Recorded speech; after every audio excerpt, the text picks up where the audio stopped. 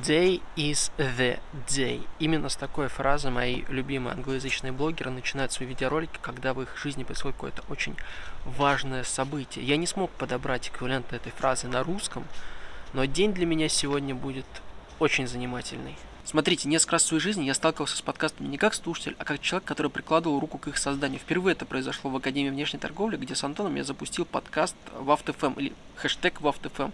Это название до сих пор можно пробить по поиску по аудиозаписям ВКонтакте, и вы найдете эти выпуски. Потом в ковидные времена с тем же Антоном я запустил небольшой обзор новостей, да что-то как дальше второго выпуска, по-моему, мы и не двинулись. А потом я просто надиктовал свои мысли и выкладывал их в группу ВКонтакте. Называлось это все в одну кабину подкаст о мыслях, которые мне мешают спать по ночам. Но сегодня впервые я иду на подкаст в качестве гостя. Поход на подкаст — это не просто возможность хорошо провести время или получить новый опыт. Это также возможность использовать эту платформу, чтобы рассказать о себе как о креаторе новой аудитории. В видеоблогинге, как и в искусстве, было все, кроме тебя. И хорошая история всегда найдет своего зрителя.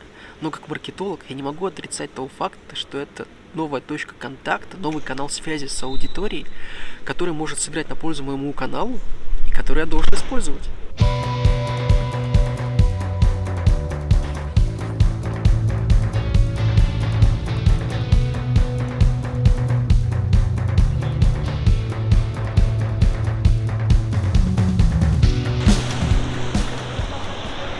Итак, я доехал до Брно, потому что здесь живут ребята, которые пригласили меня на подкаст. У меня еще есть немножко времени, чтобы спокойненько выпить кофе и поработать над сценарием, так что пойдем в одну хорошую кофейню.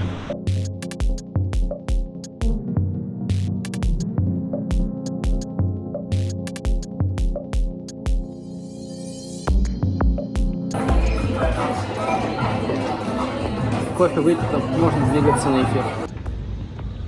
Вот куда-то туда мне по картам нужно прийти.